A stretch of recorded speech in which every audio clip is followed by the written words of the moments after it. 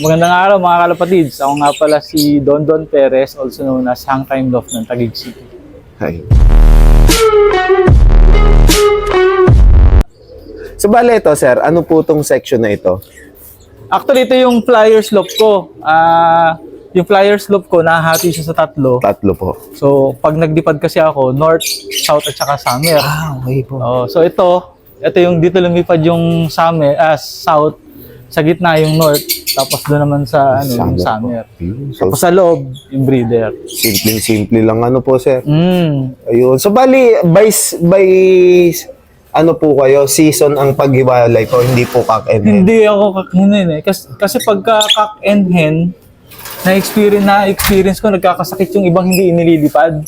So, ang ginagawa ko, kung ano yung, kunyari, naglilipad ako ng south lang sila. South lang sila. Para yung yung mga nililipad mo, kung magkakaroon man sila ng sakit, confined dun sa isang loop lang. section. Ay. Pag hinaluan ko kasi ng iba yon, sa experience ko, nagkakasakit. Nagkakasakit. Tinry ko na dati yun, hindi ko na inulit kasi nagkakasakit. Medyo ano po, hindi pasok sa sistema nyo po na sir. Oo, nagkakasakit talaga eh. Kasi hindi pwedeng magkakasama yung kunyari, young bird, haluan mo ng mga lumilipad. Magkakasakit. So ito yung ito ngayon yung mga north ko. Medyo pinapaano ko pa. Pinapasanay-sanay ko pa. Mga bata pa. Yan. Tapos ito yung mga lumipad. Mga bagong uwi po. Kakauwi lang ng summer nito. Buena Vista. Ayan. So sir, ano po yung mga gamit nyo pong bloodlines po dito sir?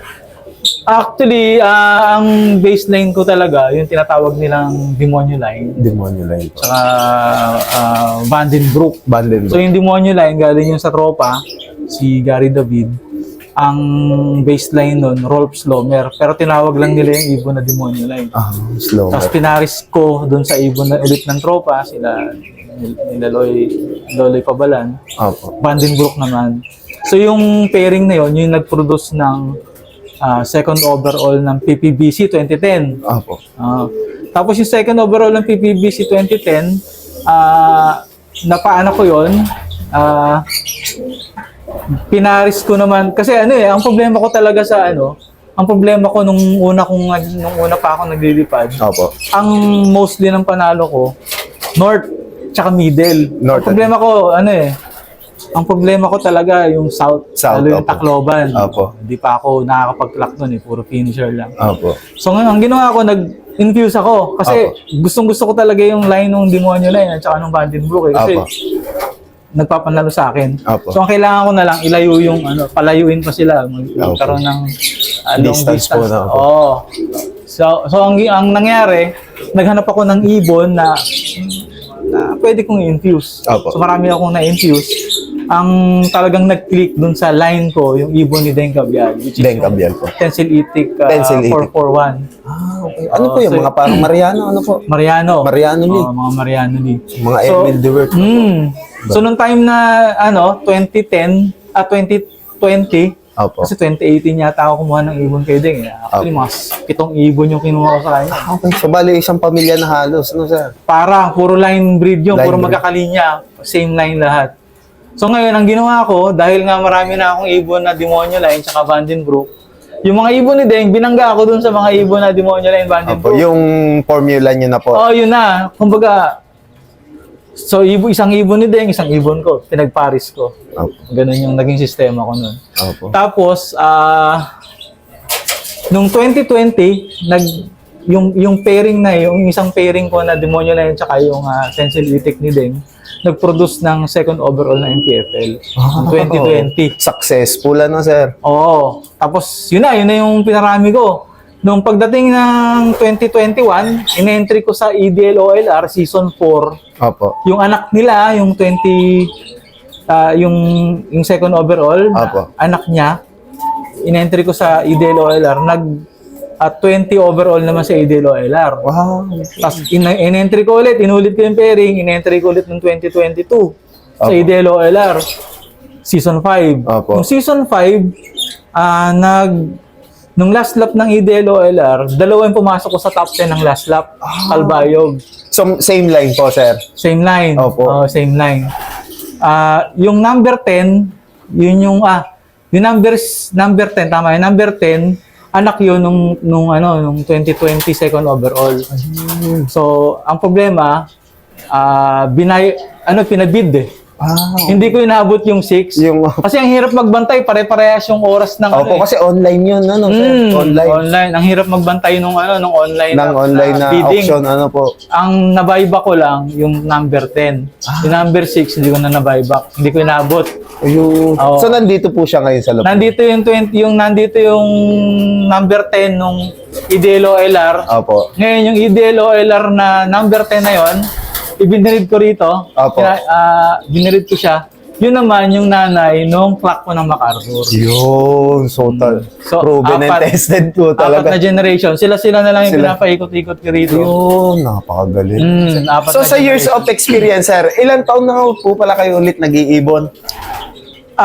Nag-umpisa ako mga 2007. 2007. Umpisa ako nagkarera. Opo. Pero matagal na ako sa karera eh. Opo. Sa mga netoy-netoy. Opo. Matagal na akong may ganung ibon, pero nagkarera ako 2007. 2007. Noong 2008, sinuwerte ako dahil unang lipad ko yun eh. Sa UPS nag-first overall. UPS pa po, UPS. UPS pa. Ano po yun? Yung mga bandy clock pa po gamit nyo? Bandy clock. Bandy clock. Bandy clock pa nun. Yung nirerentahan namin. Pero ako bumili ako. Nakarenta rin ako dati, pero ang mahal kasi ng renta kaya bumili ako ng sarili. Sarili, no? Bandy clock pa yung gamit. Wala pang text nun. 2008. So, yun po, yung mga demonyo line na po yung hawak nyo. Actually, hindi pa. Hindi pa? Okay. Nung nag-uumpisa ako, siyempre, gaya ng ibang fancier, bili rin tayo ng bili ng mga ibon eh. Bili rin ako ng bili ng ibon. Pero although magaling naman yung mga nakuha ko. Noon. Ang problema lang, pagka kasi, ang hirap ng ulitin. Okay. Kumbaga, iba talaga yung hawak ko na demonyo line Vandenbroek. Kasi yung panalo niya, umuulit talaga. Ang problema ko dun sa ibang linyada ko, ang hirap siyang patirahin ulit. Kumbaga yung uulitin mo, titira. Ang hirap. Hindi katulad nung sa etong hawak ko na ngayon, yung pinaparami ko ngayon. Talagang consistent. Consistent talaga. Sila. Mantakin nyo yun, no, sir? 4 na generation, talagang bumibira, no, sir? 4 na generation. Actually, meron pa akong isang pauwi. Kasi dalawa yung MacArthur, yung isa finisher lang. Siya, 11 overall na siya ng APR. So, ang sa APR kasi ang karera, Kalbayog, Katbalogan, Tacloban. So, tatlong tawid yun. Nag-top 10 siya nung Katbalogan. So, kaya pumasok ako sa 11 overall. Pero hindi siya nag-clock ng Tacloban. Niload ko ng MacArthur. Yun. Ang cut-off ko rito sa MacArthur, 1:45 eh. 1:45 PM. Pag-akit, bumaba na ako ng mga alas 2, pag-akit ko ng alas 4, nandito yung ibon. Sayang sir? Pero yon, tsahin naman siya nung nag-clock ko ng Tsahin naman po. Tsahin naman siya nung nag-clock ko ng MacArthur po. Bali second generation siya. Okay. So, apo siya nung 2010 second overall. Ayun. So, sila na Sila talaga. Sila. So, sir, pwede po ba nating makita yung dalawa niyo pong MacArthur ngayon? Pwede naman. Ito yung MacArthur Clacker. MacArthur Clacker po. Yan. Grabe. Napakahusay. Ano po siya, head? Barako. Barako. Oo, Barako siya. So, siya na po yung blending nyo ngayon ng mga Dengkabyal at saka... Bali siya. Bali pang-4 na generation na siya ng mga winner. Talaga, sir. So, apo sa tuhod? Apo sa tuhod na po. Nung mga nyo po. So, sir, kayo po, sa pagpe-prepare po ng panlaban nyo na yan, ano po yung ginawa nyo sa kanya bago magsampa ng MacArthur? Actually, itong ibon na to, medyo weird yung naging nangyari dito, pre. Okay. Kasi, sabi ko nga yung isa kong ibon, umabot yun hanggang Tacloban. Opo. Ito, niload ko siya ng Magaraw, nag-clock siya ng Magaraw, first lap ng derby. ang problema niya, nagkaroon siya ng bulutong. Bulutong po. So nagkaroon siya ng bulutong sa may bibig. Bibig. Ang problema yung bulutong niya, pag binuksan mo yung bibig, nagkaroon ng cancer. Cancer. Dumiretso sa loob, no? So nung first lap nag-clock siya pero may bulutong nga siya noon. Pagdating niya, ginamot ko siya ng cancer. Opo. Pagdating ng second lap, hindi ko na siya na-load. Okay. Hindi ko siya na-load ng second lap. Third lap, iniload ko siya kasi dahil nga hindi po siya masyadong magaling, Opo. cut off. Cut off. Fourth lap, cut off. Okay. Yung fourth lap yata, yun yung kalbayog. Pero nauwi siya, no? Malaki na, Yung niligtang, kalbayog ano, niya, sir?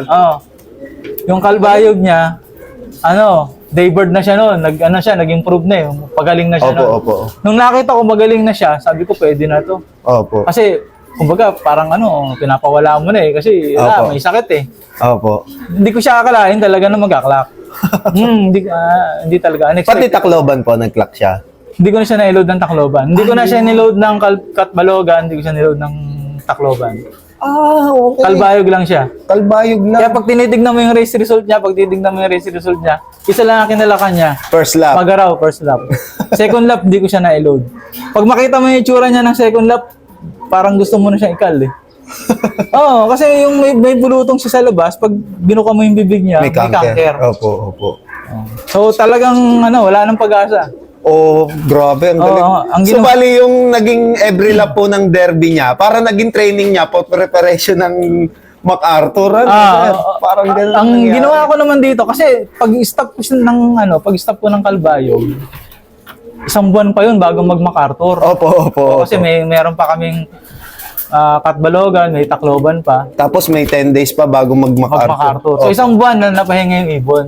So ang ginawa kong preparation, yun yung medyo sinuwerte tayo kasi yung APR nag-i-start na ng training sa summer. Sa summer. Ang summer ng APR, South din. Oo. So ang ginawa ko, nung nag-start yung training ng APR sa summer, niload ko siya na iniload hanggang pagbilaw. Hanggang pagbilaw. Hindi ko siya sineself-training.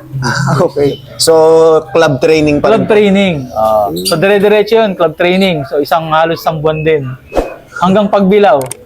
Tapos nun, Huwebes yung pagbilaw eh. Pagdating umuwi nung Huwebes, nung Biyernes, Sabado, hindi ko na sila pinakawalan. Tapos Linggo, loading. So, ganun lang. Kaya nung umuwi ito, unexpected talaga. Kaya nagtataka ako, bakit iba yung kulay ng ibon ko? Kasi hindi yan yung inaasahan niyo hindi po. ito yung na-expect ko na magkaklak. Kung may magkaklak man ako, kasi ang niload ko kasi tatlo. Tatlo po. Sa MacArthur. Isang blue bar, isang medyo light na checkered. Yung medyo light na checkered, yun yung cut off. Opo, cut off. Yun yung finisher. Na which is kamag-anak din ito. Pati yung blue bar po, yun de, kamag-anak. Yung, magkakamag-anak sila. Magkakamag-anak po talaga. Halos magkakalain sila. Yun. So, unexpected pala tong ibon na to. Grabe. Unexpected yan. Napakahusay. Yeah. So, bali parang winawala niyo na po talaga siya. Parang ganun eh. Kasi, unang-una talagang kulang siya sa lipad eh. First lap, tapos pagdating ng second lap, in-stop ko. Opo. Pagdating ng third lap, hindi nag-clock. Fourth lap. Although nag-i-improve na siya. Pero nandun yung kunat at homing niya, no, sir? Oo. Sa sitwasyon niyang yun, umuuwi siya, no, sir? Yung homing talaga ang kasi pag titignan mo, improper yung niya yung training niya eh. Opo. Hindi talaga kulang talaga. Kulang talaga. Pero yun nga, kasi nga, ang nakikita ko, nasa linya niya yung talagang long distance. Opo. Kasi yung lola niya, second overall ng MPFL, clock yun hanggang Tacloban. Dalawa lang kaming pumarte ng knockout nun. Knockout. Yung lola niya. Talagang nasa dugo talaga, no, sir? Tapos yung nanay niya naman, 10th place ng Kalbayog sa OLR naman. Kaya, talagang so may mukhang pag-asa. bloodline yung nagdala. Opo. Hindi yung training. Opo. Yun.